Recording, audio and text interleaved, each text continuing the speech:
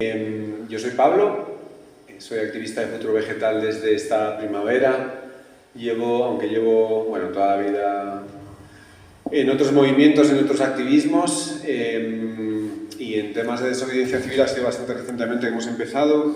En febrero empecé con Extinction Rebellion, que supongo que os suena, y muy recientemente he empezado con Rebelión Científica también, que son un poco los tres movimientos así como un poco más conocidos, al menos, que están operando en el estado de desobediencia civil. Yo he estado trabajando 18 años en un acuario público, y antes de eso trabajé 3 años en una piscifactoría, y bueno, soy biólogo marino. Soy biólogo marino de aquí de Madrid, aunque ahora estoy viviendo en Ibiza, por el tema del mar y tal, ya os contaré. Nada, te lo paso a ti y presentas Futuro Vegetal. Hola, ¿qué tal? Yo soy Eva, vivo en Madrid, tengo la carrera de Ciencias Ambientales y tengo un máster en Big Data y trabajo en consultoría de medio ambiente, sobre todo, tema de cambio climático, sostenibilidad. Y igual que Pablo, llevo desde primavera con Futuro Vegetal, pero hace más o menos un año que también colaboro con Rebelión Científica y con... Adelante. Hola. Bienvenidos.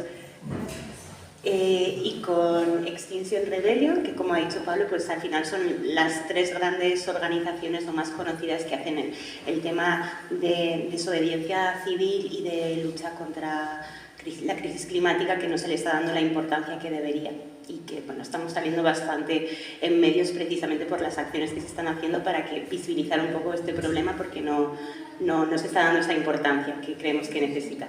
Hola, bienvenido. Nada.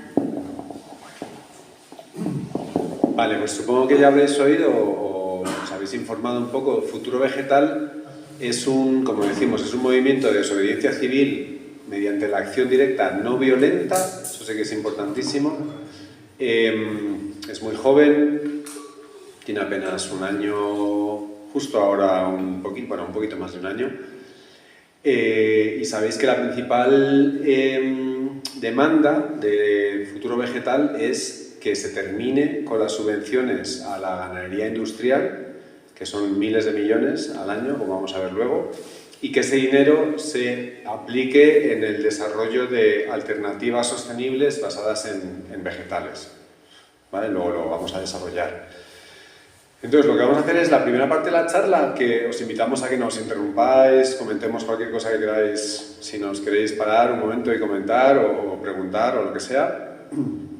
Pero la primera parte de la charla, como decía, vamos a hablar de la crisis climática, que es un poco de lo que viene todo esto, o sea, por lo que surge todo este movimiento. Y en concreto vamos a hacer un pequeño salto a una charla que viene de Rebelión Científica. Ahí vamos a hacer un resumencito muy rápido de cómo está ahora mismo la crisis climática, y luego ya volvemos a esta charla, si os parece, para hablar un poco de cómo en concreto la ganadería afecta a la crisis climática. ¿Vale? Entonces, si me permitís un segundo, cambiamos. Ahora que ya estáis todos sentados, ahora os contamos otra película. No. Vamos a hablar un poco muy brevemente, porque ya veréis que es un poco como la base. Vale. Bueno, supongo que ya todos sabéis o estáis familiarizados con el aumento de las temperaturas que estamos sufriendo. Bueno, esto obviamente viene desde la Revolución Industrial, 1850 más o menos, que se empiezan a quemar combustibles fósiles. Y desde ese momento pues empezamos a emitir gases de efecto invernadero que empiezan a hacer que la temperatura vaya subiendo. Ahora mismo estamos en 1,2 grados por encima de niveles preindustriales, ¿vale? Se ha aumentado ya 1,2. Luego vamos a ver que esto es bastante importante y vamos a hablar de los límites y los escenarios, etcétera, aunque sea brevemente. Con este 1,2, pues ya todos hemos vivido el verano que hemos vivido, los veranos que estamos viviendo absolutamente insoportables, de calor insoportable, los otoños e inviernos de temperaturas muy suaves que decimos, qué buen tiempo hace, pero es horrorosamente caliente para la época del año en el que estamos. Y yo personalmente, la verdad es que este año ya ha sido como, bueno, perdonad, todo esto, o sea, claro, es eso, es como una cadena de acontecimientos, ¿no? Se dan olas de calor tremendas, esto ha conllevado pues, unas sequías muy severas que a su vez han provocado que se pierdan en torno al 40-50% de las cosechas pues, de olivas, de cereales en diferentes partes del territorio, provocado también como efecto secundario o ha propiciado los incendios de sexta generación, que sabéis que se caracterizan porque no se pueden extinguir por la complejidad y la magnitud de los incendios. Y en concreto yo como biólogo marino en Ibiza, la verdad es que este año me ha asustado bastante porque el agua del mar ha estado a 30 grados durante 5 semanas, o sea, más que todo agosto, hasta 20 metros de profundidad. O sea, hasta una termoclina, que es un cambio de temperatura y densidad que se provoca en el Mediterráneo de forma natural. Los primeros 15-20 metros de profundidad, la capa superficial estaba a 30 grados 5 semanas. Esto ha provocado ya muertes masivas de erizos de mar, muertes masivas de estrellas de mar, los meros han empezado a tener una infección superficial por la zona de la cara que se está investigando a ver qué virus, qué bacteria la está provocando, pero ha tenido muertes también masivas. La Posidonia, que sabéis que os sonará, las praderas submarinas de Posidonia, que es importantísima en todo el Mediterráneo occidental y que es la que, bueno, tiene muchísimos servicios ecosistémicos, pero vamos, la típica foto de Baleares del agua transparente con el agua turquesa, el fondo blanquito de arena y unos parches negros en el fondo, esos parches son las praderas de Posidonia. Esta pradera, o sea, la planta, que es una planta, no es una alga, muere a partir de 28 grados y este verano ha estado ya a 5 semanas. Eso ha provocado que se haya dado en otoño una floración masiva y lo digo porque no se sabe exactamente qué factores desencadenan la floración. No es una floración que se provoque, o sea, que se dé año a año de forma constante e igual en magnitud. Entonces, este año se ha visto una floración histórica y se piensa que, entre otras cosas, puede ser como respuesta a ese estrés que ha sufrido la planta, ese estrés térmico, ¿no? El proceso detrás, bueno, explicado en términos coloquiales, es muy sencillo porque es un animal sésil, no es un animal, es un ser vivo sésil que no se puede mover y ante situaciones estresantes se reproduce de forma sexual, porque la oliva, que es el fruto, y se llama oliva porque es igual que una oliva, el fruto se desprende de la planta y se va flotando, entonces se desplaza con la intención de que alcance lugares donde las condiciones sean mejores. Por eso, ante un estrés, la planta se reproduce de forma sexual para emitir esas semillas con el fin o con la esperanza de que lleguen a zonas con mejores condiciones, ¿no? Entonces, bueno, lo que quería decir en resumen es que estamos viendo ya condiciones, o consecuencias bastante severas a las temperaturas que se están alcanzando ya. Vale, estas consecuencias a nosotros como especie humana, con la cultura que nos rodea o que hemos desarrollado, bueno, no son agradables, pero podemos mitigarlas de cierta forma, ¿no? Pues desde poniéndonos a la sombra o si tenemos dinero y posibilidades, pues usando un aire acondicionado. Pero el tema, como veis, con los desastres naturales, el problema que sí que nos afecta directamente es que el clima, y como vamos a ver las previsiones lo acentúan, se está volviendo muy inestable.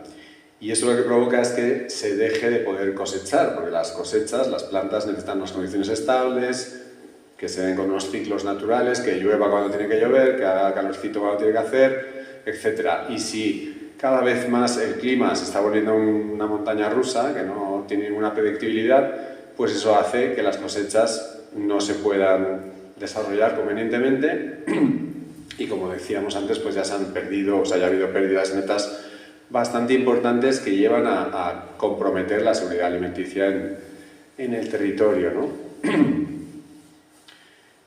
No sé lo que eres tú. ¿No? Sí, yo sí lo voy a Vale. más. Vale, esto es en el 21, en 2021 ya sabéis que en Montoro, en este proyecto en Córdoba, se alcanzaron 47 grados. En esa ola de calor un tren de mercancías descarriló, lo cual quiere decir que las infraestructuras, bueno, es un ejemplo de que las infraestructuras que tenemos no están preparadas para soportar estas temperaturas y lo que es peor, tampoco se están preparando, tampoco se están adaptando para soportar estas temperaturas extremas, ¿no? Y eso es un poco también porque, como decía, la zona del Mediterráneo occidental y España, bueno, todo el territorio de la península, por la situación geográfica y el clima mundial, es una de las zonas que más expuestas está a los cambios que vienen por el cambio climático y el aumento de las temperaturas, ¿no? Todo esto no lo estamos diciendo nosotros, sino que son previsiones y estudios que ponen de manifiesto el IPCC. El IPCC, sabéis que es el panel de expertos en cambio climático que trabajan para la ONU. Este panel no hace investigaciones como tal, sino que se dedica únicamente a hacer revisiones bibliográficas. Se dedica a revisar los estudios que se han publicado recientemente y buscan consensos de mínimos, lo cual también es importante porque las previsiones que sacan muchas veces estamos viendo cómo se superan, ¿vale? Porque son... ¿Tenías una pregunta? No, cuando quieras, sí, pero vamos, no quiero interrumpirte. No, sí, adelante. Que si son tan expertos, ¿por qué sigue habiendo cambio climático? No se soluciona. No lo Que veo. ese es el comité de expertos, que si son tan expertos, ¿cómo es que sigue habiendo cambio climático y no se soluciona? Claro. No, bueno, ellos no... O sea, el cambio climático se debe a muchos factores y ellos solamente hacen previsiones de cómo está progresando la situación. O sea, ellos no manejan luego las causas del problema, simplemente ponen de manifiesto. O sea, otra cosa es que luego los países o las empresas o los actores les hagan caso. ¿Vale? Ellos solamente dan recomendaciones, o sea, dicen lo que está pasando. Hay varios grupos de trabajo que vamos a ver muy rápido. Ellos, por un lado, dicen cuál es la situación, las previsiones y las acciones que se deberían dar para mitigar o adaptarse al cambio climático. Pero ellos no tienen el poder de implementar políticas en los países, esos son los gobiernos soberanos los que tienen que... Vamos a continuar y al final, si queréis, debatimos. O sea, de hecho, está preparado abrir un debate para ver un poco los... Por eso, mirad, simplemente bueno, resaltar varios puntos muy concretos, ¿no? Una de las cosas que más llama la atención del último informe del Grupo 1 de Trabajo es que, bueno, por fin, ponen de manifiesto que el cambio climático está causado inequívocamente por la actividad humana, que esto a 2021 ya parece un poco como obvio, pero bueno, pues si había todavía, en fin, no es por supuesto para callar a los negacionistas, porque los negacionistas siempre se van a inventar historias extrañas, pero que, bueno, por fin, de una forma absolutamente oficial, se ha puesto de manifiesto que está causado por la actividad humana, ¿no? Nada, voy muy rápido. Pero mirad, esto es lo de los escenarios distintos, que si queréis lo vemos muy rápido también. Mirad, lo vemos al final, a la derecha de todo, está el escenario superior, que es el escenario en el que seguiríamos sin hacer ningún cambio absolutamente. O sea, seguiríamos como hasta ahora, con la industria a tope, con las actividades que seguimos haciendo, y nos iríamos a final de siglo, al 2100. Ya decía que ahora estamos en un escenario de 1,2 grados por encima, hemos ya aumentado 1,2 grados, pues nos iríamos a final de siglo en torno a 4,4 grados hasta 5,7 para final de siglo. Para que os hagáis una idea, se calcula que 4 grados equivale a la extinción humana. O sea, estamos ya en 1,2, con estos veranos, con estas sequías, con estos incendios, con estas historias, imaginaos lo que es 4 veces más. O sea, eso ya equivale a la extinción humana. O sea, en otras palabras, no hacer nada y seguir como que no pasa nada y seguimos consumiendo y viajando y derrochando energía como hasta ahora, nos lleva a final de siglo a la extinción de la especie humana. En el otro polo opuesto, en el escenario más benévolo, que es el inferior, con una serie de medidas muy complejas, nos iríamos a final de siglo a un escenario de 1,6, ¿vale? Hasta 2, aumento de 1,6 hasta 2 grados. Que sería un poco, bueno, ahora vamos a hablar de un poco de las consecuencias de ese escenario. Pero en cualquier caso, para evitar escenarios catastróficos, como decíamos, del escenario peor, el IPCC habla de una breve y efímera ventana de oportunidad que tenemos ahora para cambiar un poco las cosas. Si queremos reaccionar y queremos, pues lo que decía el compañero, hacer algo al respecto para evitar que esto pueda llegar a ocurrir, ¿no?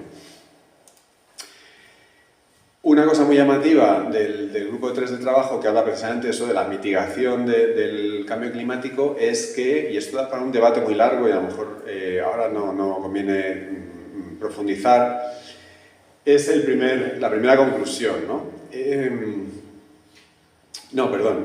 Habla de que los objetivos de mitigación no se pueden alcanzar mediante cambios graduales, pero lo que quería hacer es la segunda conclusión, que es que el comportamiento o el cambio de comportamiento individual no es suficiente para reducir de forma significativa las emisiones de gases de efecto invernadero. O sea, eso quiere decir que por mucho que yo me convierta en un ciudadano ejemplar y deje de usar mi coche y no use calefacción en casa o me instale unas placas solares y consuma productos locales y no haga no sé qué, no sé cuántos y no sé qué, y sea absolutamente ecológico y sostenible y maravilloso, eso no es suficiente para que el escenario peor se desencadene, ¿vale? Esto ya digo que es una reflexión un poco que hay que digerir, porque evidentemente no se trata de decir, bueno, pues de perdidos al río, tiramos la toalla y a la porra, porque ya si está todo, no hay nada que hacer, pues ya, claro, no es suficiente, ¿vale? Lo cual quiere decir que evidentemente hay que seguir reduciendo nuestro consumo, reciclando, no derrochando energía, etcétera, etcétera, etcétera, pero estas medidas no son suficientes, ¿vale? O sea, hay que dar un paso más, por eso un poco todo lo que vamos a hablar a continuación.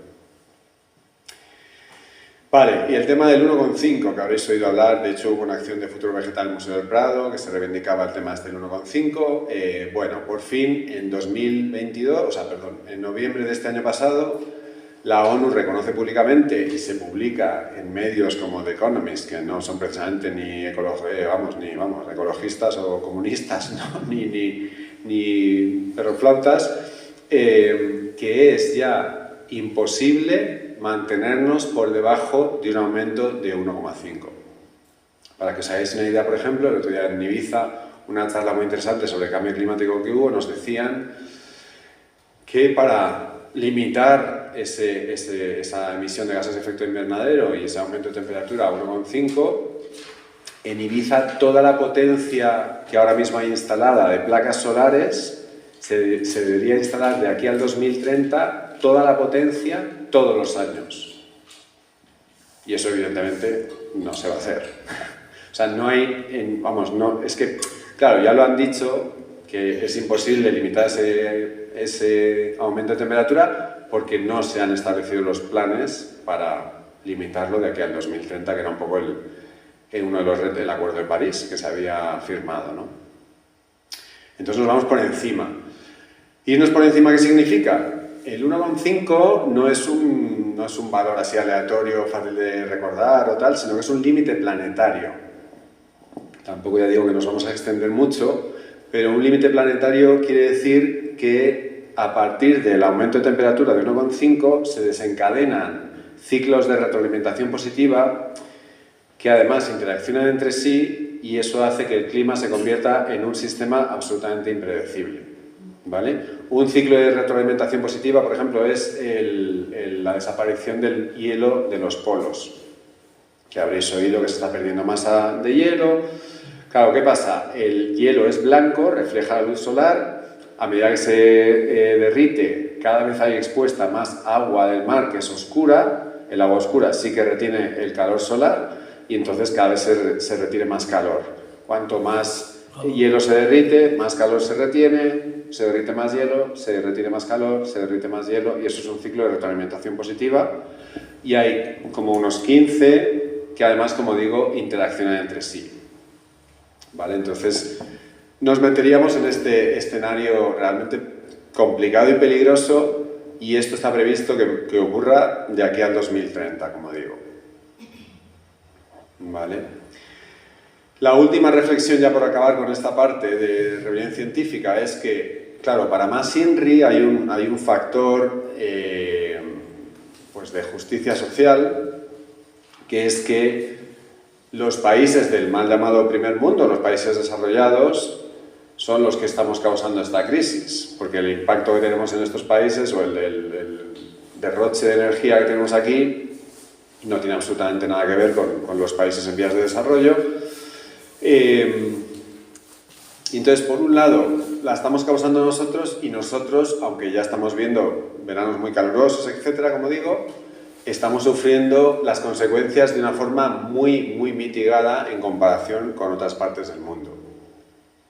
Y la última reflexión de esta reflexión es que en esas otras partes del mundo a las que me refiero, que son los países en vías de desarrollo, no solamente están sufriendo las consecuencias de una crisis que ellos no han causado, o sea, el ejemplo clásico es pues la típica isla del Pacífico, que es un atolón, que es un banco de arena, que tiene 1 metro de altura sobre el nivel del mar, que está viendo que con el aumento del nivel del mar se les inunda la isla, y claro, tienen 3 coches literalmente en la isla y están diciendo, a mí qué me contáis del cambio climático si aquí no estamos consumiendo energía o la estamos consumiendo a un nivel que no tiene absolutamente nada que ver con lo que hacéis en Europa, Estados Unidos, China, etcétera, ¿no? Entonces, eso por un lado. Y por otro lado, el hecho de que en muchos países en vías de desarrollo, cuando te manifiestas o te quejas o te expones a los gigantes y a los poderes fácticos, pues es muy probable que te desaparezcan, te torturen, te encarcelen o te sufras consecuencias muy, muy severas que afortunadamente, a pesar de todo, en estos países que tenemos la suerte de haber nacido, pues no ocurre, ¿no? Entonces es otra reflexión que nos obliga moralmente a hacer algo, ya que en otros países se ven obligados a hacerlo y están bueno, pues poniendo sus vidas en riesgo, ¿no?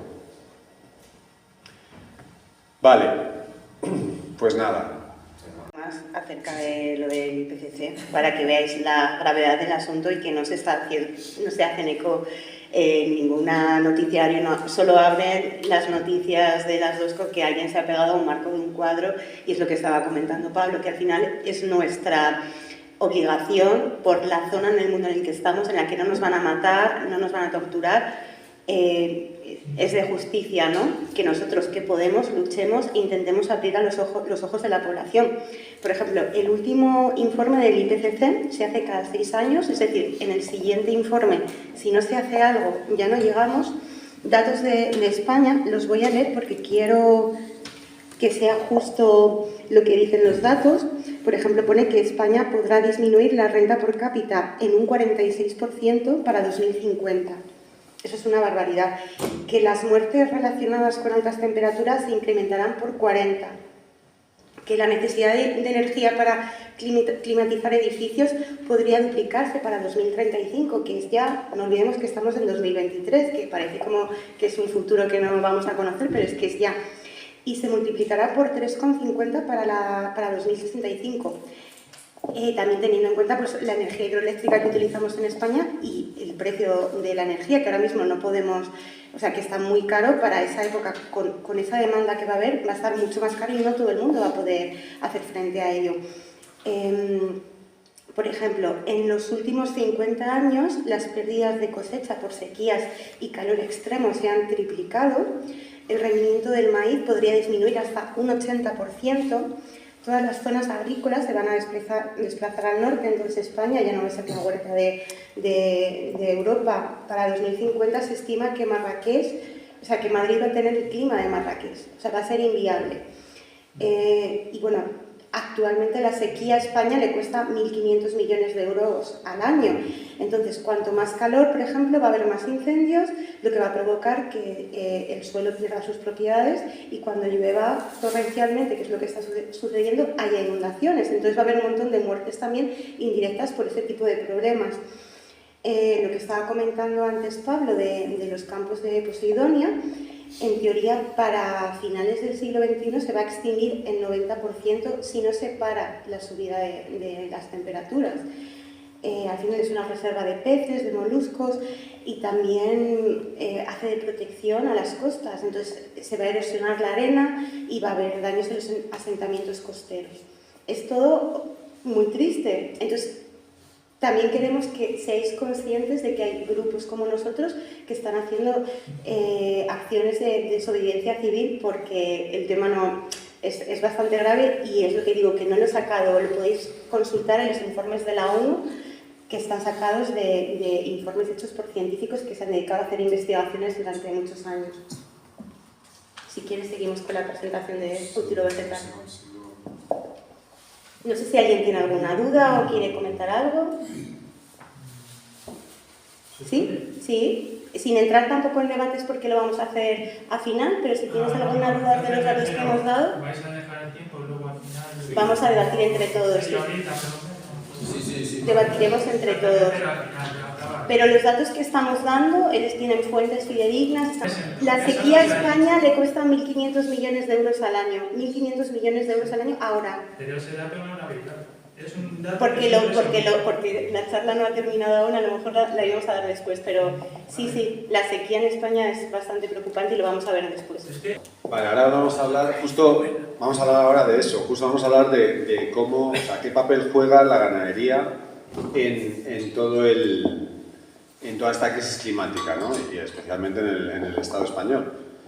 Me estoy empezando a hacer ya líos con el cable. No, deja. Ya está. Vale. Bueno, esto nada, vamos a pasar. Vale.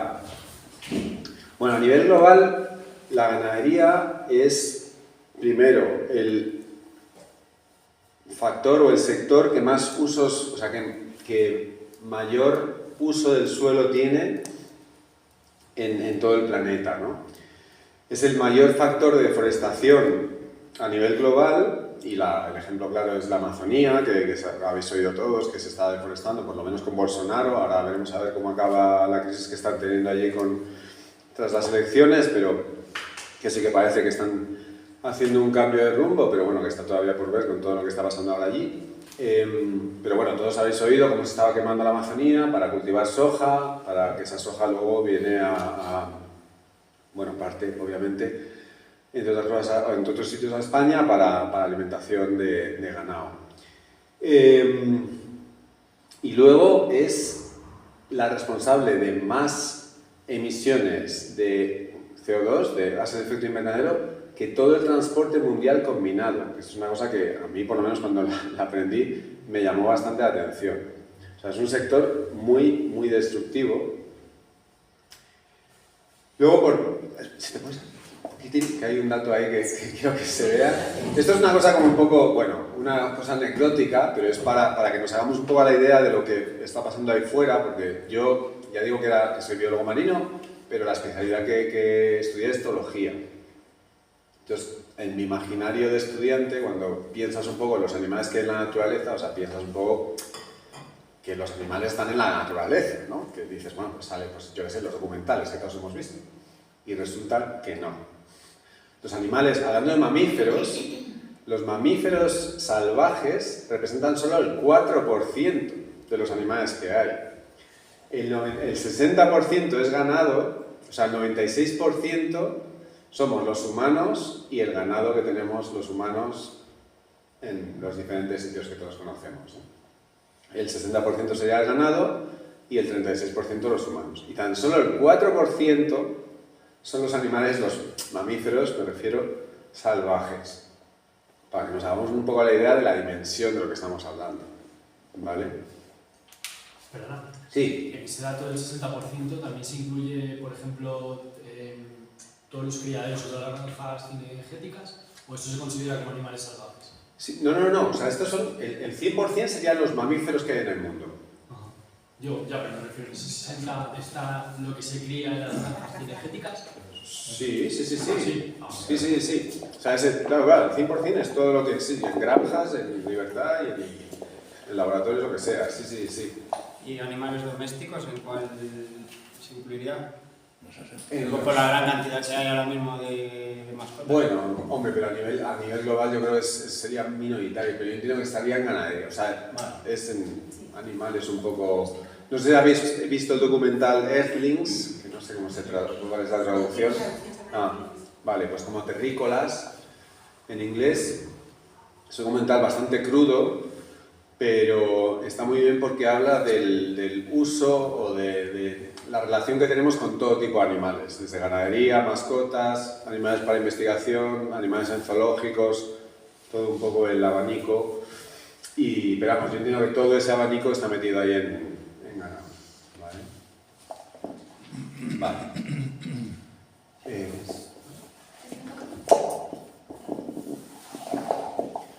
Joder, estoy muy lejos. Bueno, al final, entonces, lo que nos dice el IPCC, la recomendación que hace basándose en los informes en los que se basa sus propios estudios que publica, es básicamente que el 23% de los gases de efecto invernadero vienen de agricultura, pero también esa agricultura hay que tenerla en cuenta que es para dar de comer al ganado. Y que utilizan más del 70% de todos los recursos de la tierra para producir ese ganado. Entonces, al final, lo que dice es que adaptemos un poco nuestra dieta a comida, a plantas, ¿no? A plantas, a vegetales, a hortalizas. Al final tiene que haber un cambio del sistema alimentario para que haya una dieta basada en plantas, un cambio del sistema.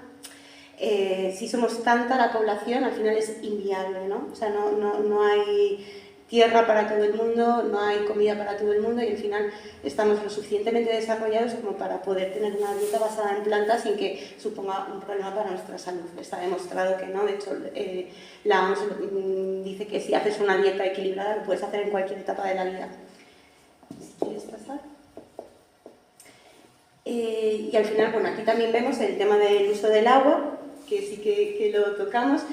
El menos del 3% del agua mundial es dulce y 2/3 son glaciares, entonces no es accesible para los seres humanos. Y el agua que consume la ganadería en un año daría de beber a toda la población de España durante 21 años. Sobre todo España, que volvemos a repetir, tiene un gran problema con la sequía, un problema muy grave.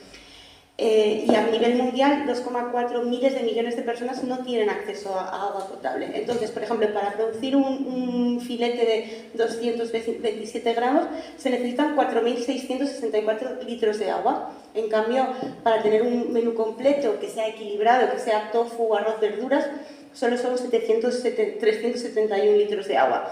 ¿Está más rico el bistec? Sí, pero volvemos a repetir, estamos en un momento de emergencia. Habrá gente que no le guste, pero quiero decir que al final, ¿en qué momento somos egoístas o no? ¿Que nos vale más un sabor o los recursos? ¿No? Es lo que nos tenemos que plantear como seres humanos. Sí. Yo, perdonadme que os... ¿Sí? El tofu lo quitaría. ¿Por qué? Porque el tofu viene de la soja. ¿Y la soja de dónde viene? ¿Sabes el dato de la soja? No tenemos soja. El 86% de la soja que proviene de la Unión Europea del Amazonas se destina para hacer el pienso de animales. Sí, lo sé, pero por eso, pero no quiero que tampoco sea para mi alimentación, porque aquí tengo garbanzos, lentejas. Bueno, claro, Entonces, estupendo. Nos deberíamos a lo mejor enfocar Sí. en otro tipo de alimentos. Por que supuesto, podemos hacer nosotros, por supuesto. O el seitán, Sí. o ahí el tempeh. Sí, sí, estupendo. Muy buena apreciación. El tofu lo que Vale.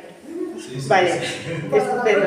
Pensaba que me irías a hablar de la soja, que es como algo que hablan mucho de, bueno, y los campos de soja, de deforestación.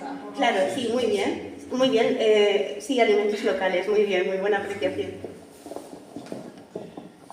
Vale, yo la reflexión esta de la diferencia de consumo de agua, esto, a mí me llama mucho la atención, no sé si habéis visto también, hablando antes de documentales, el documental Cowspiracy, como conspiración, pero de vaca en inglés, Cowspiracy. Os lo recomiendo mucho. Y ahí habla el tipo de que él, como nos ha pasado a muchos, intentamos ahorrar agua y entonces te pegas una ducha rápida, no sé qué. Es un poco lo que estábamos diciendo antes de que los comportamientos individuales no son suficientes y que muchas veces perdemos un poco el norte y nos ponemos a hacer cosas un poco raras por desconocimiento puro, ¿no? Porque te puedes estar no amargando la vida, pero sí dándote duchas rápidas y que ahorras 10 litros a lo mejor, cuando fijaros por la elección de ir a un restaurante o en el supermercado a comprar una cosa u otra, entre pedir un bistec o comerte un plato una ensalada de garbanzos, estás ahorrando 4.300 litros de agua solamente por ese gesto, cuando nutricionalmente es prácticamente igual, salvo la B12, ¿no? Vale.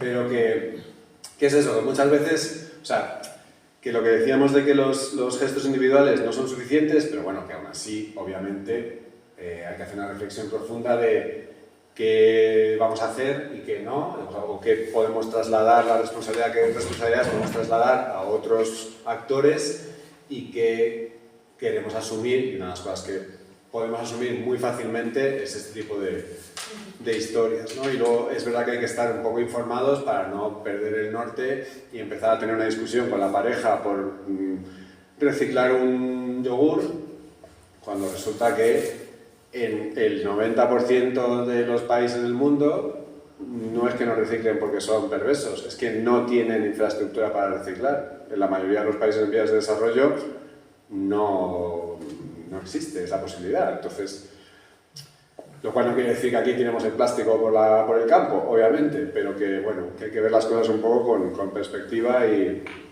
viendo un poco dónde estamos, ¿no? Y que luego lo de reciclar es una mentira que nos está vendiendo Ecoembes, que lo que hay que hacer es no comprar plástico, por favor, ya de una puñetera vez, que estamos en el 2023, que ese discurso para los años 90 estaba muy bien, pero que eso yo creo que ya ha pasado. Vale. Sí. Y luego un tema también del agua, de lo que estábamos hablando del consumo y, por ejemplo, las granjas de cerdos que hay sobre todo en Cataluña. De hecho, lo podéis ver aquí en la última. ¿Conmigo veis en esta zona? Sí, veis con el problema. ¿Me veis todo el mundo, no? Se sabe un poco de esto. Sí. ¿Sabéis aquí también, no? Sí. Pues en toda la zona, por ejemplo, de Cataluña se sabe, y el último dato es de 2019, que era el 45% de las aguas subterráneas están contaminadas por los purines de los cerdos de granja. Es una barbaridad. Entonces podéis ver como la comparativa de estos mapas, que son las aguas contaminadas por nitratos, que al final los nitratos se utilizan como fertilizante para la agricultura, las zonas vulnerables de contaminación de nitratos y la localización de macrogranjas, tanto avícolas como porcinas, que son coincidentes, o sea que más allá del agua que cuesta un bistec, por ejemplo, está todo el tema de la contaminación, que es bastante importante. Pasamos.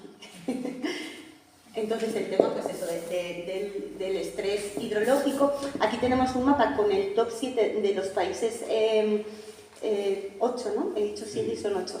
El top 8 de países en los cuales el promedio mundial de la huella hídrica es mayor por habitante al día. El primero es Mongolia, Níger, Bolivia, como veis son al final países que están en proceso de desarrollo, digamos, con poca agua potable, bueno, que no se utiliza de la mejor manera, digamos, pero el octavo es España, y esto tiene que ver mucho por los usos que se dan en la agricultura y en la ganadería.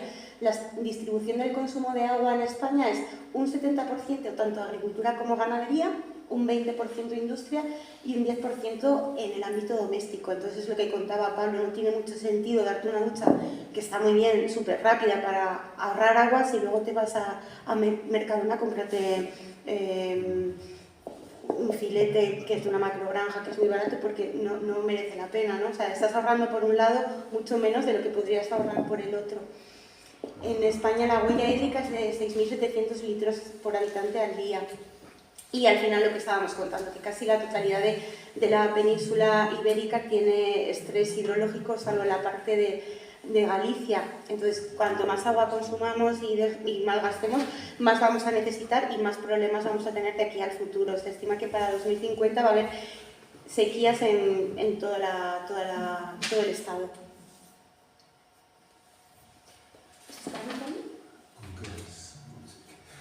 Bueno, lo que estaba comentando antes, por ejemplo, del agua, se estima que 7 millones de personas en España vivirán con escasez de agua, entre el 18 y el 54% de la población estará expuesta a estrés hídrico y habrá muchísimas limitaciones a la hora de utilizar el regadío para la agricultura.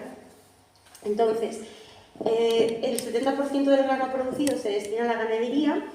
Antes, que no te he entendido bien con el tema del tofu, la soja, que es como un tema que dice mucho, pero es que la soja deforesta el Amazonas. El 86,5% de la soja importada por la Unión Europea se destina para hacer piensos para animales de granja. Entonces, al final, estos animales consumen proteínas vegetales y solo el 4% de esas calorías se emplean, pasan al ser humano al comer carne. Entonces, como que no tiene mucho sentido.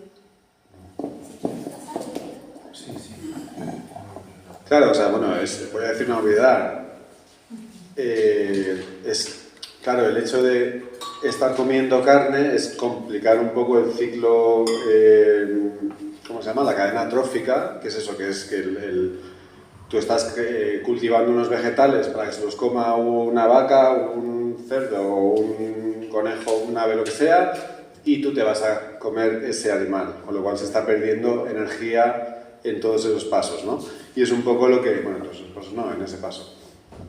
Es un poco lo que vemos a continuación, que va un poco también en el sentido de que los animales, cuanto más grandes y más, o sea, me refiero a que es mucho más caro y menos eficiente, o sea, si pensamos en nivel de eficiencia de un ganadero que está comprando un pienso, un agua, etcétera, otros insumos para criar animales, pues ¿qué pasa? Que la vaca, o sea, todos los mamíferos somos animales de sangre caliente, con lo cual parte de ese pienso que estamos comiendo lo invertimos en generar calor, que se pierde. Con lo cual eso es, estamos deforestando el Amazonas para cultivar soja, se da a un animal que produce calor y hay un porcentaje de ese pienso que se va en calor simplemente, ¿no? Luego, a nivel de estructura ósea, por ejemplo, pues os podéis imaginar los huesos que tiene una vaca de un tamaño que eso evidentemente tampoco es gratis, eso se genera por el pienso que le estás dando. O sea, en definitiva, lo que digo es que los bovinos, los bueyes, vacas, etcétera, son los animales menos eficientes en convertir ese pienso que le estamos dando en, al final, carne, que es lo que nos interesa, ¿no? O lo que les interesa a los carnívoros. Por debajo de eso estaría, los corderos, bueno, ahí veis diferentes productos, no sé si se ven, pero bueno, corderos, los cerdos, cordero, cerdo, ya pescados, aves. Las aves son, sabéis que las aves tienen, bueno, el esqueleto hueco para poder volar, un esqueleto mucho más liviano, con lo cual invierten menos energía en producir ese esqueleto, con lo cual sí que producen más carne o músculo.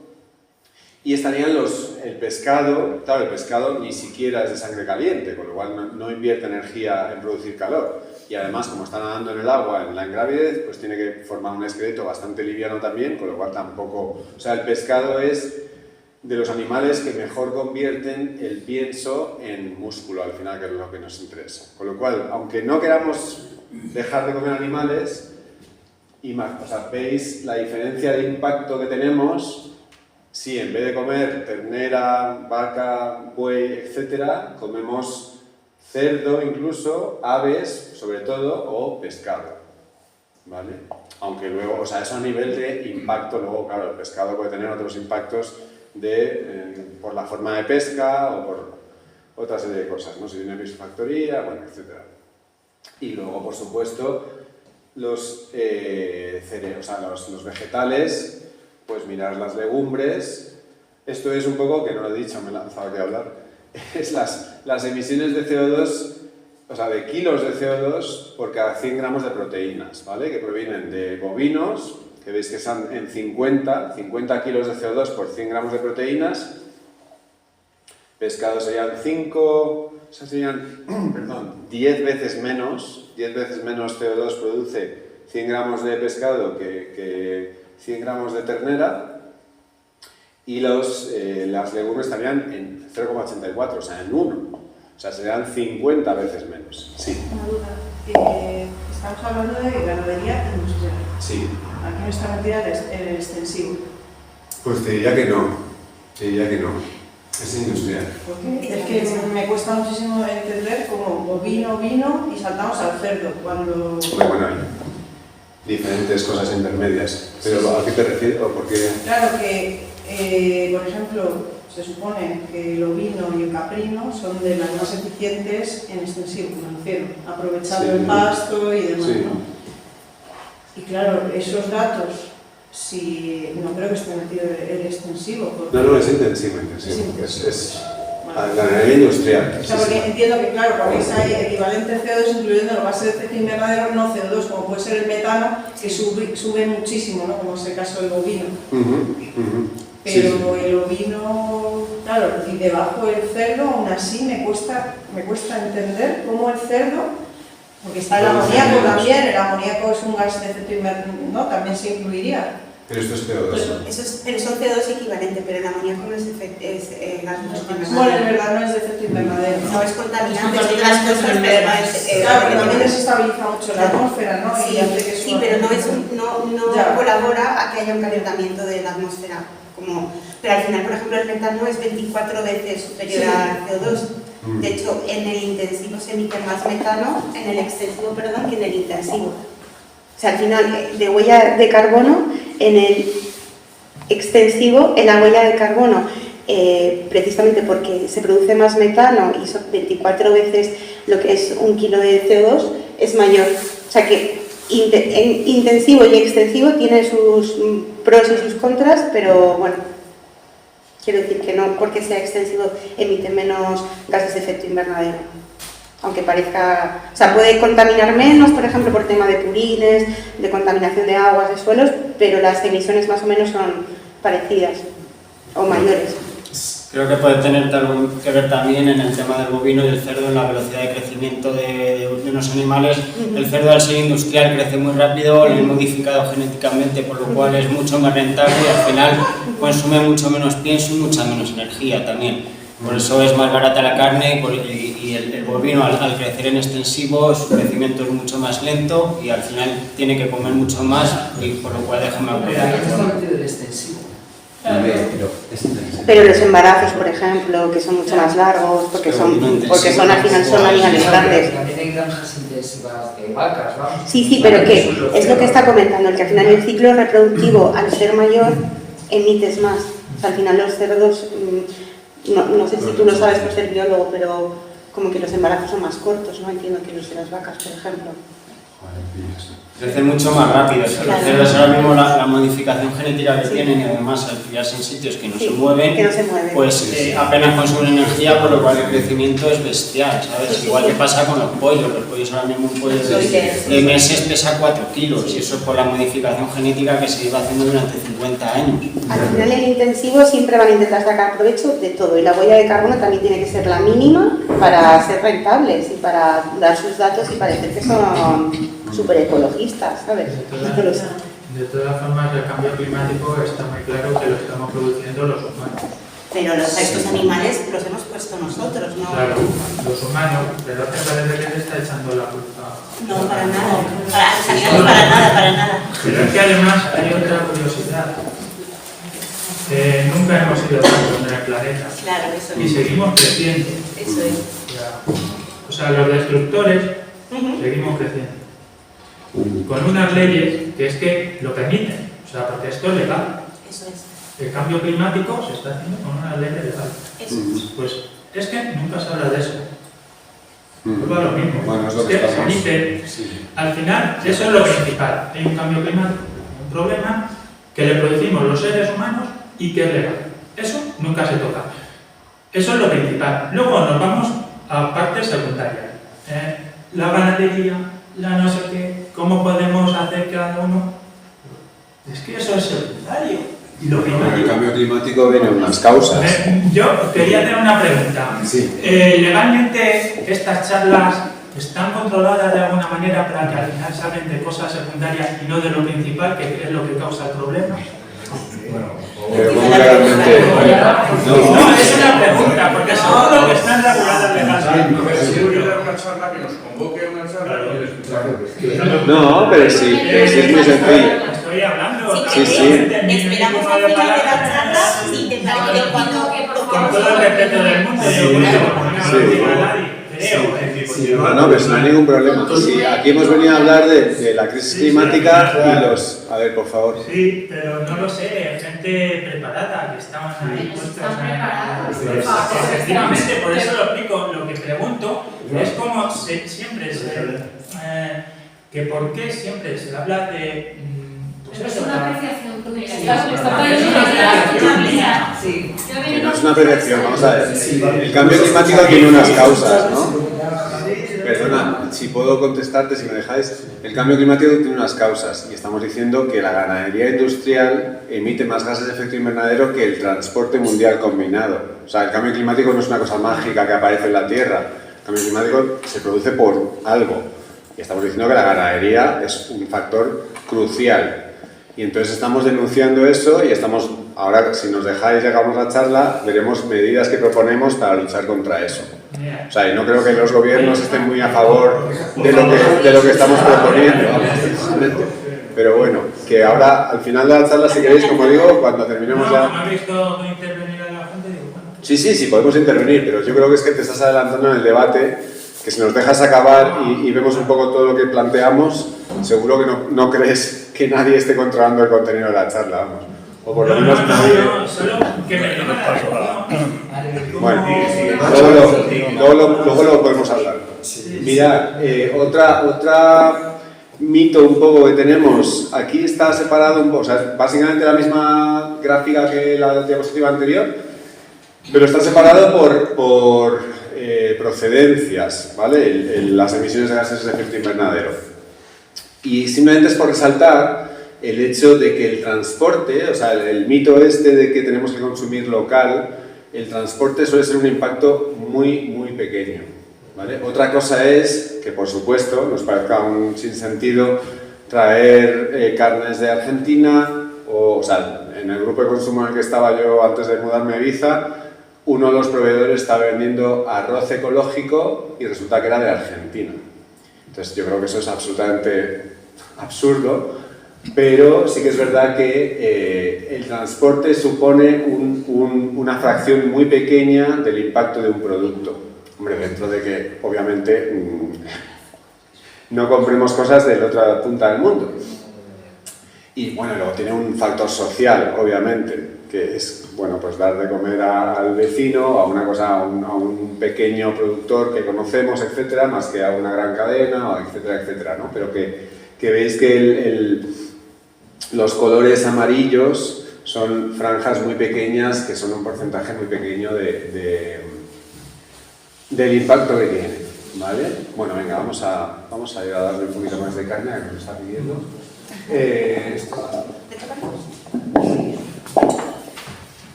Sí. Una pregunta de esa anterior, de esa gráfica. ¿Está incluida las emisiones indirectas, por ejemplo, de los fertilizantes?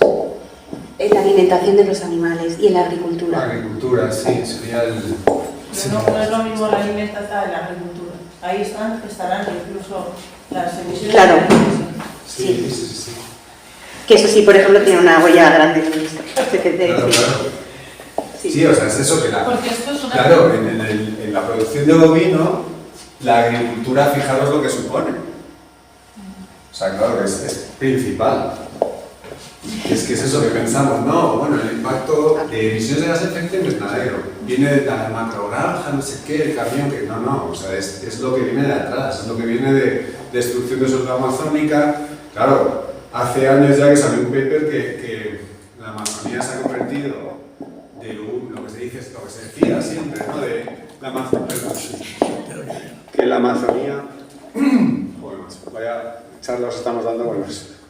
Bueno, que la Amazonía era el pulmón del planeta, y hace tiempo ya que ha pasado de ser un sumidero de carbón a ser un emisor de carbón. Con lo cual, y todo eso es por la deforestación y el cambio de uso de una selva tropical a un cultivo de soja, básicamente. Los datos, que creo que era lo que estabas preguntando, las fuentes están en la página de Futuro Vegetal por si las quieres consultar. Vale. Era tu duda, ¿verdad? Me ha parecido. Yo estaba... Eras tú, pensaba que era ella, discúlpame. Sí, no, o sea, era que estas gráficas venían del IPCC o de... Sí, vienen de todo, de informes científicos y todos los recursos los tienes en la página web para poder verlos. ¿Pero habéis producido los gráficos vosotros? Sí, sí, la charla la hemos hecho nosotros, la presentación. ¿Sí? Vale. Bueno, pues al final, la ganadería lo que supone es que haya 2,4 millones de hectáreas que se pierden de superficie agrícola para dar de comer a los animales de granja cada 10 años. Obviamente hay cambios en la superficie de la biomasa, deforestación, cambios en el suelo. No sé si sabéis que el 5 de diciembre se celebra el Día del Suelo, lo celebra la OMS, y por ejemplo, en los últimos 70 años los nutrientes, las vitaminas de los alimentos, se han reducido un 42% precisamente por la degradación del suelo. Es decir, un tomate que antes te alimentaba X, ahora te alimenta casi la mitad, porque no hay suficientes nutrientes en el suelo. ¿Por qué es esto? Pues por el uso de fertilizantes. Al final lo que quieren es sacar, cuanto mayor beneficio, mejor, muchos alimentos que no son los mejores para dar de comer a los animales de granja, entonces degradan el suelo de una manera bastante bestia.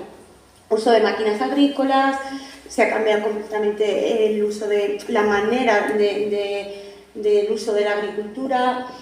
Entonces, toda la vida que hay en el suelo, bueno, se estima que para dentro de otros años, de unos cuantos años, pues lo mismo, la calidad del suelo vaya degradándose cada vez más.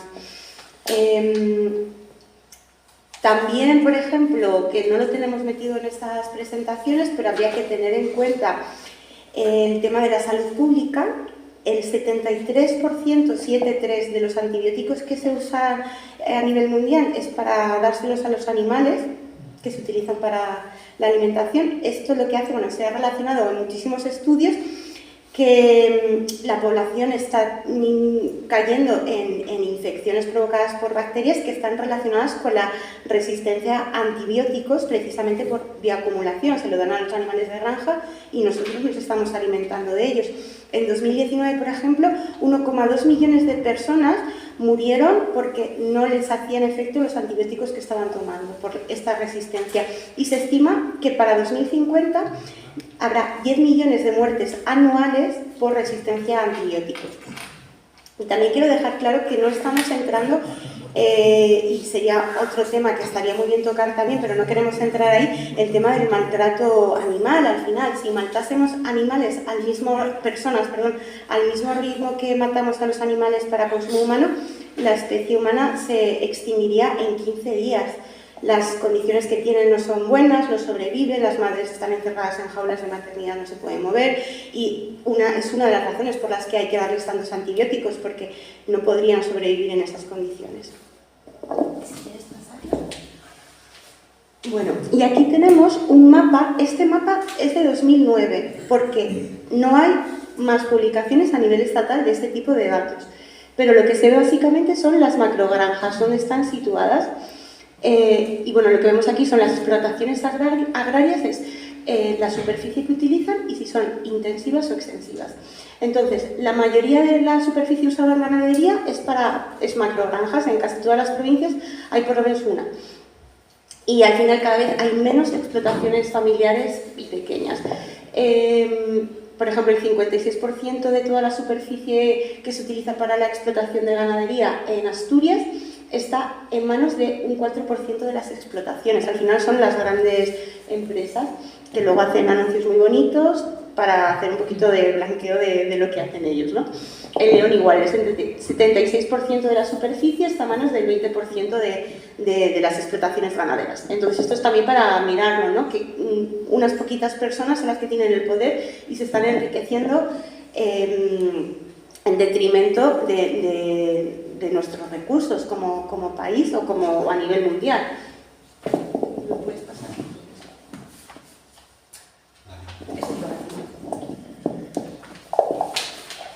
Vale, pues si queréis por hacer un poco de revisión un poco de lo que hemos estado viendo, bueno, pues eso, la ganadería industrial es un sector que es la principal causa de deforestación a nivel mundial, emite más gases de efecto invernadero que el transporte mundial combinado, contamina las aguas, bueno, las masas de agua de las que deberíamos poder beber, y además, bueno, como decía mi compañera, pues están los temas de maltrato animal, de salud pública, etcétera, etcétera, etcétera. Y aún ¿el qué? Bueno, las pandemias, bueno, es suficiente. Sí, yo creo que ya es. Pero vamos, sí. Y aún así, este sector se sigue subvencionando. En el año pasado, en 2022, el Estado español subvencionó con más de 400 millones de euros a la ganadería industrial y de Europa vinieron más de 3.100 millones de euros. Entonces, a mí, que esto si queréis luego es otra cosa que podemos debatir, la única explicación que le veo a esto es el lobby que tienen estas 4 familias, porque encima es lo que decía mi compañera con la última diapositiva, o sea, cada vez el territorio y el poder y el monopolio se concentra en menos manos y esas manos imponen unos precios de mercado, imponen las condiciones, ¿no? Solamente 4 familias controlan los 5 mayores grupos, que es lo mismo que decir los 5 grupos que operan en el Estado español, que todos conocemos. Bueno, estos son los nombres comerciales del grupo, pero bueno, detrás de esas marcas o detrás de esos nombres de grupos están las marcas que todos conocemos del Pozo, Campofrío, todas estas marcas, ¿no? Entonces a mí lo único que se me ocurre es eso, es el lobby de presión que estas empresas ejercen sobre Europa y el Estado español, que como digo son los que subvencionan esta industria absolutamente insostenible.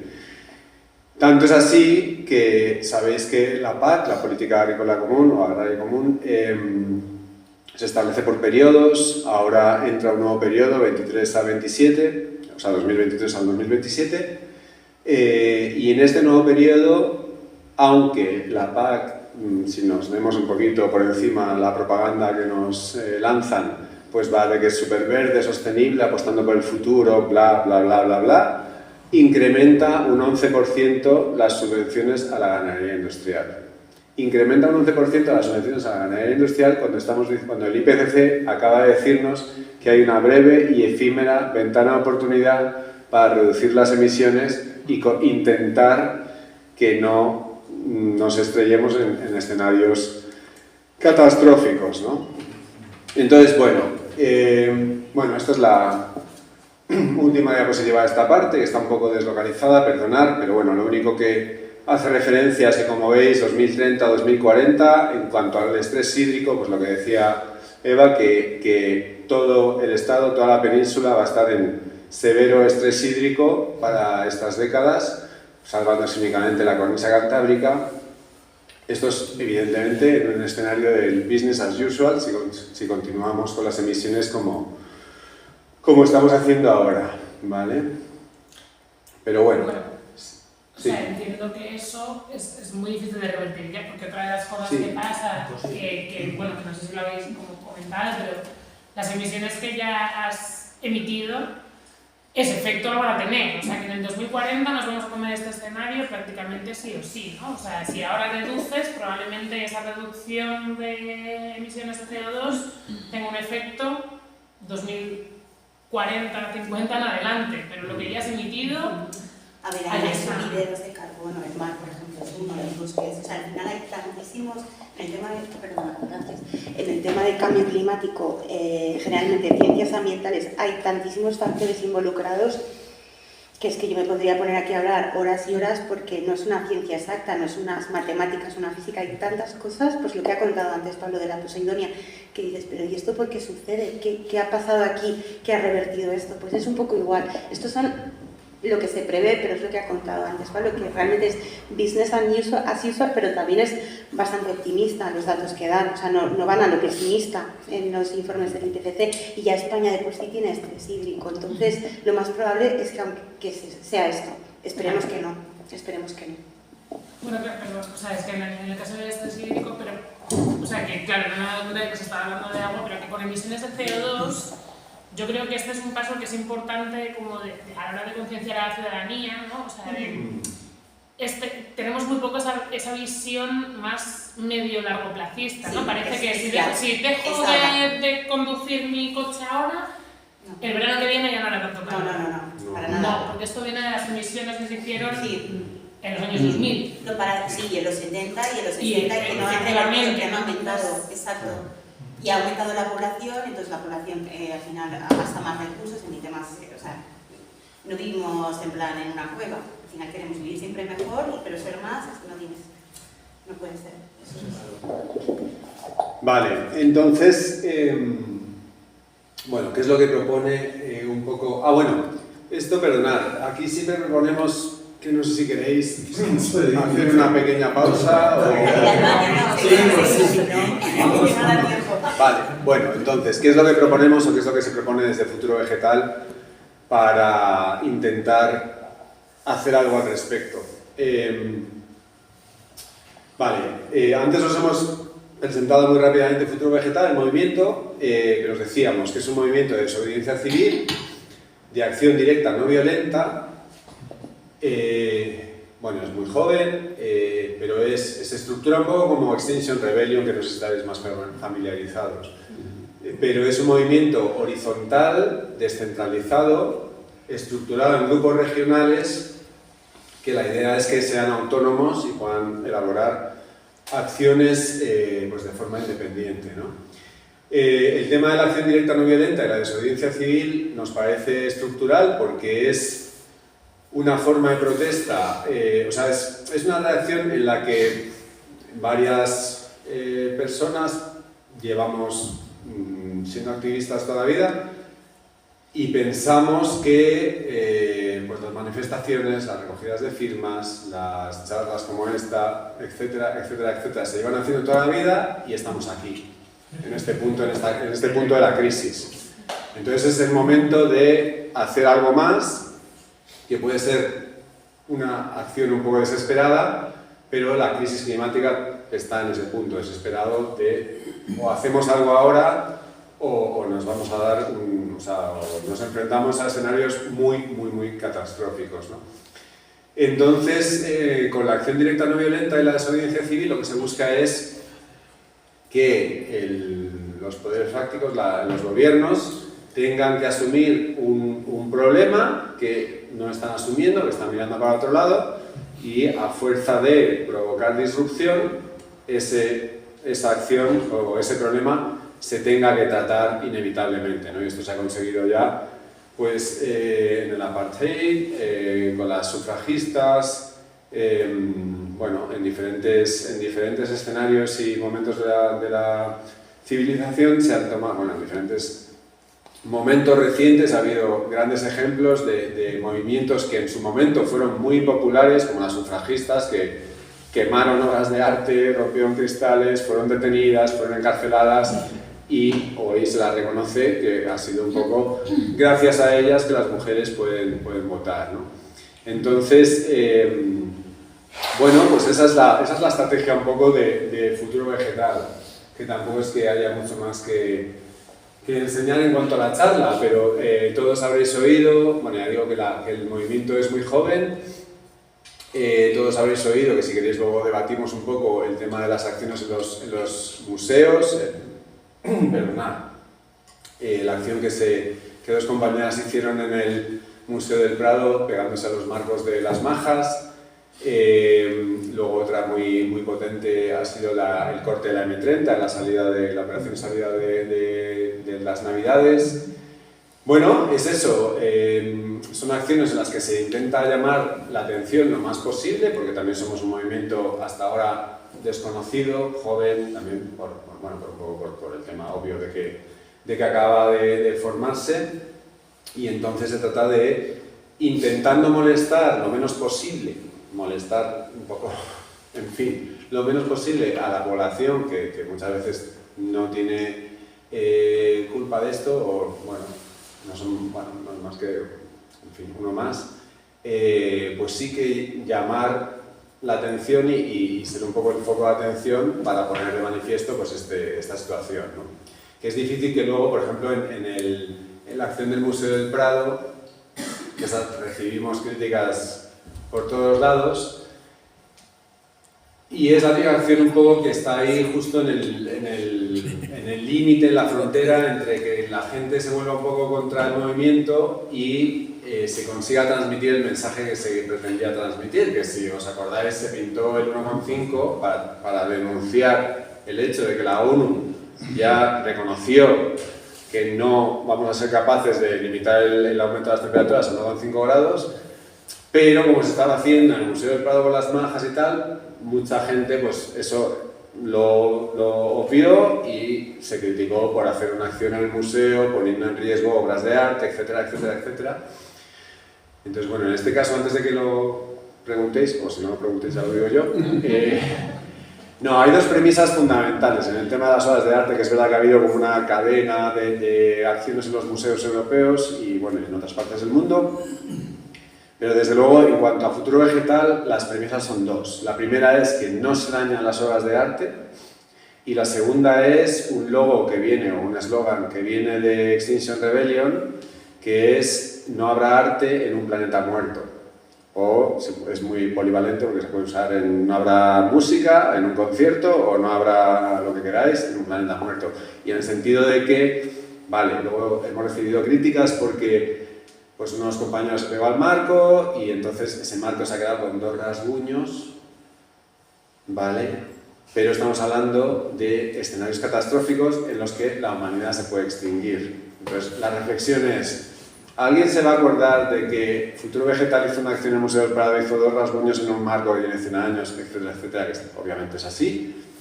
Cuando en el 2030 nos cueste conseguir agua potable, alimentos y estemos sobrevenidos por olas de inmigrantes que están subiendo del sur porque allí ya tienen condiciones catastróficas. O sea, es que es eso a lo que nos enfrentamos, que es un poco, no sé si habéis visto la película Don't Look Up, que es una parodia de lo que está pasando, o sea, de científicos diciendo, señores, llevamos años haciendo informes que nos dicen que nos vamos a la porra, y aquí estamos hablando de la novia de Beckham y del Mundial que si Marruecos ha ganado a España. Entonces, por eso. Entonces, de lo que se trata es de traer la atención hacia la raíz del problema e intentar forzar a los gobiernos y primero a que la población conozca la situación y segundo, que los gobiernos tomen cartas en el asunto y dejen en este caso de subvencionar una industria que sabemos que es absolutamente insostenible por todos los sentidos, ¿no? O sea, en todos los aspectos. Entonces... España llegaba al 1,7, para que lo sepáis. O sea, la media de España de niveles preindustriales es más 1,7. O sea, ese límite planetario en España ya se ha superado. Como dato lo dejo aquí. Ya está. Vale. Sí, porque aquí lo que me gustaría si pudieras ampliar esta información, porque efectivamente estamos hablando de 1,5, pero eso es la media mundial, pero claro, los países que estamos ya en el sur, y bueno, de España hacia abajo también, efectivamente esa media se ha superado y en otros países es superior y superaremos en bastantes grados a esa media. Sí, es lo que he comentado antes, que si seguimos en el mismo nivel, por ejemplo, se estima que Madrid tenga el clima de Marrakech para 2050. No sé si habéis estado en Marrakech, pero sí. Claro, pero yo creo que aquí sí que es muy importante la media mundial porque no se habla, o sea, es verdad que lo que decíamos de Ibiza y el mar y tal, si se muere la Posidonia es muy probable que se genere un proceso muy parecido al que ha pasado en el Mar Menor, que es eutrofización loquísima y que se generen unas zonas muertas. Claro que para nosotros sería catastrófico, especialmente para el turismo mediterráneo, pero claro, hay que dejarse mirar el ombligo, eso no es el fin del mundo para el mundo.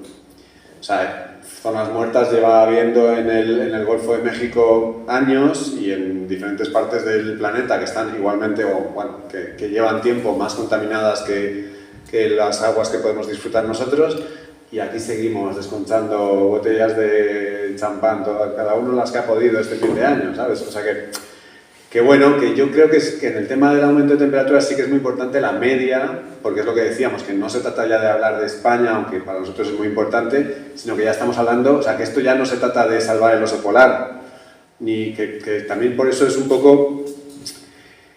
Estamos en un punto en el que, claro, que también hay que priorizar mucho y pensar muy bien dónde invertimos los esfuerzos, porque si no tenemos en cuenta la crisis climática y nos dedicamos a la conservación de la lagartija de no sé dónde, pues es que me da igual conservar la lagartija, porque es que va a venir un tsunami que se llama crisis climática y cambio climático que lo va a barrer todo.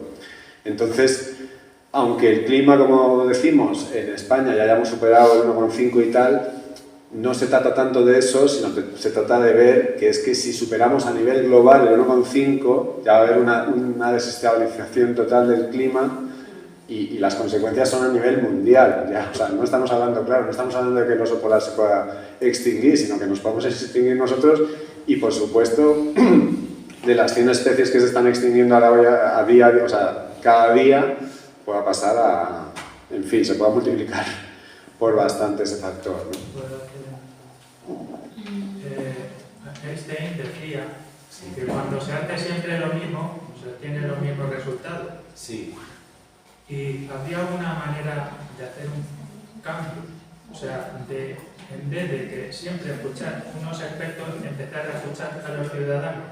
Pregunto, ya que es una asociación, esto de que haya ese cambio, hombre, que se escuche ya a los ciudadanos y los expertos se callen un poquito más, se hablan demasiado para entender. A ver, pero es importante tener una base de datos. Es mi opinión. Ya está. Si te gusta bien, Sí, yo estoy completamente de acuerdo. Lo que pasa es que es verdad que si habría alguna manera sí, de organizar para que sean ya los ciudadanos los que digan, porque los veo, he estado en otras reuniones donde se los deja hablar y tienen muy buenas ideas, pero no sé por qué al final. Yo si me queréis dejar contestar y luego hablas. Vale, voy a contestar. Bueno, pues contestamos 3. ¿Cuántos ciudadanos conoces que tengan todos estos datos?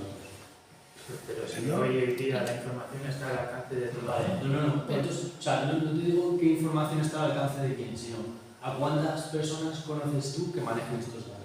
O sea, es decir, tú por ejemplo... Estos mismos datos los he escuchado 100.000. Tú. Vale, tú. Yo por ejemplo, a mi lado... Ahí voy, te pongo un ejemplo. Tu cena de Nochebuena, tu cena de Nochevieja, ¿con cuánta gente has hablado y has podido recibir? Bueno, me da igual, en tus reuniones familiares te estoy poniendo un ejemplo. ¿Con cuánta gente has podido debatir estas cosas? y recibir esta sarta de datos que te están montando aquí. Te comento, hoy día hay mucha gente muy bien preparada y creo que merece la pena dar la oportunidad a esa gente de escucharla. Es estos son dos ejemplos que no han querido de bien estas dos cosas. Es una prueba. Otra cosa que solemos es o sea, que haya una organización para que ese gallinero no se organice. Hay un debate, hay un debate. Bueno. Porque esto es un gallinero. Sí, pero que estamos Sí, tú te has erigido en el pollo del corral. Y si no se organiza, para que no haya este gallinero. Tampoco estás dejando paso a que se te hagan réplicas. O sea, Siempre diciendo una norma, siempre, nunca. Vamos a ver, teníamos la intención. Una reunión, una norma para que se pueda hablar. Teníamos desde luego, me temo que cualquier norma que pongamos no te va a parecer bien, pero bueno, nosotros teníamos la intención de que esto fuera un debate tranquilo, sereno, y que desde luego si hay tiempo para debatir, que no todo el tiempo que hay para debatir lo aproveche una o dos personas nada más. Por lo tanto, como parte de la organización me dijo el moderador, por las buenas.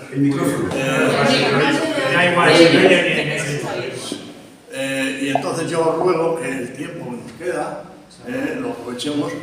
Por favor, no hagáis intervenciones más allá de 2 minutos. Y que hay la prueba evidente de que hay muchísima gente que ya conoce todo esto, es que no ha venido muy poca gente aquí. Es evidente que ya todo el mundo... Bueno, compañero. A ver, sí. En el fondo, vosotros lo que estáis planteando es unas acciones para que haya una movilización, en principio de la sociedad, también del gobierno. Imaginemos que esa movilización se produce y que, dados los efectos, ¿cuáles son las medidas, si vosotros estuvierais en el gobierno, y en el Parlamento, y en todos los sitios que hubiera poder, cuáles son las medidas que habría que tomar? Porque yo creo que son inviables, o sea, que es imposible, si no cambias la sociedad de arriba abajo, es imposible luchar ya por el cambio climático de la forma efectiva. Hablábamos antes de si la población son millones, es decir, no puedes dedicarte a matar a la gente porque es un principio básico, ¿no? Hay que controlar la afortunadamente la población occidental está disminuyendo y de una forma natural se supone que disminuiría en el resto del mundo. Pero en el fondo, ¿qué es lo que hay? Es porque estoy diciendo que los gobiernos actúen. Pero ¿qué es lo que puede hacer un gobierno? No digo lo que tiene que hacer, sino lo que puede hacer. Claro. ¿Esto? Sí. Vamos a ver, la reivindicación principal, como he dicho antes, es que se deje de subvencionar esta industria y ese dinero, o sea, no es una falta de dinero, hay miles de millones que se pueden invertir, que están invirtiendo, ya he dicho, en el 2022 3.100 millones por parte de la UE y más de 400 por parte del Estado español. Entonces, que ese dinero se invierta en desarrollar alternativas sostenibles basadas en alimentación vegetal. Entonces, nosotros no somos expertos gestores, y menos a ese nivel. Eso lo tienen que hacer las personas que saben hacerlo, que están en diferentes instituciones. Pero la demanda es esa, y lo hemos hablado mucho, el ejemplo de la prohibición que se estableció en el gobierno, o sea, en el Estado español con el tema de fumar. Eso, evidentemente, hay un lobby fortísimo, que son las tabacaleras. Se creó un rechazo social tremendo de que si no se iba a poder fumar, que si no sé qué, se tuvieron que hacer paneles en los bares, ¿os acordáis al principio cuando se implementó todo eso? Y hoy en día, por lo menos a mí, cuando ves una película un poco antigua y ves a la gente fumando en la universidad, incluso en un bar tal, te parece impensable. O sea, es una cosa que ahora afortunadamente te puedes ir a tomar un café y no salir de ahí apestando a tabaco. Entonces, yo creo que es verdad que esto es un cambio que tiene que partir de la sociedad, y por eso estamos intentando que más y más gente le deje de preocupar tanto el fútbol, los coches y irse a la playa en verano y empiece a pensar más en estas cosas. Pero yo pienso personalmente, esto no es una opinión del Futuro Vegetal, pienso que esto tiene que venir de leyes que se implanten por parte de los gobiernos. Ya no solamente a nivel estatal, sino a nivel europeo y bueno, que vengan de otras instituciones. Efectivamente. ¿Puedo replicar? Vale, esas leyes, dime cuáles son esas leyes que habría que hacer. A ver, no digo que lo digas ahora, pero que reflexionemos que las leyes que estamos pidiendo son leyes que son inviables, que no las puede probar prácticamente nadie. No las puede probar nadie. ¿Por qué? Porque tienen enfrente un sistema social, un sistema económico que no va a renunciar. Nosotros vamos a renunciar y vamos a vivir. Pero esto es exactamente lo que pasó con el lobby del tabaco. No. Hombre, la diferencia es que fumaba un porcentaje no sé cuál es de la población y comer carne, evidentemente come mucha más gente carne que lo que fumaba. Pero es decir, señores, esto estamos viendo que es negativo por salud pública, por salud ambiental y por la crisis climática. Entonces, no es una opción, no es una moda, es que lo tenemos que cortar ya. Te pongo un ejemplo. ¿Pondríais cuotas de contaminación por habitante? Se va a formar compañera. Yo creo que independientemente de lo que estáis pidiendo, y creo que es la base de todo, porque efectivamente, como acabas de decir, comemos todos los días, lo de y varias veces al día, lo de desplazarnos, que como que deriva la atención efectivamente, y venga, ahora que se compre todo el mundo coche eléctrico, eso no puede ser, ¿no? Es inviable. Entonces es un cambio agroalimentario, pero no solo yo lo veo decir que sea vegetal, sí, vegetal evidentemente, vamos, eso es fundamental, pero ¿y si de repente todos cambiamos, como eso también nos están queriendo meter, que tú tengas, ¿no? Con una tecnología que hablan de los judíos, que tú tengas como una especie de nevera que te metas y que te salgan las lechugas con hidropónico y demás, o que tú sigas dependiendo de una forma y de un modelo agroalimentario que además es que apesta a fertilizantes, que nos envenena con esos fertilizantes, entonces quizás la desobediencia civil empezaría porque empecemos otra vez a cultivar en tierras abandonadas o que no estén abandonadas, o a tomar las tierras, porque un problema muy grande que tenemos es el de la tenencia de la tierra. Claro, y la desconexión, ¿no? Que tenemos con nadie sabe cultivar eso. Podría ser una acción, por ejemplo, tú podrías decir, pues yo como persona o grupo de personas hago esta acción y estaría bien, y por eso estamos aquí realmente, ¿no? Para dar datos y para animar. Al final es lo que hablábamos, que somos horizontales, ¿no? Que no tienes que esperar a que te demos un comando. Sí, por supuesto, esas acciones, o sea, a mí me parece fenomenal y desde luego desde el Futuro Vegetal se apoya todo ese tipo de ocupaciones de tierras abandonadas. Lo que ocurre es que las acciones individuales no son suficientes. Yo creo que eso tiene que estar respaldado por legislación detrás, que no sea una opción, sino que sea, ahora ya vamos a pasar a este otro modelo. O sea, es un cambio de paradigma. Yo creo, o sea, si me dejáis la última reflexión.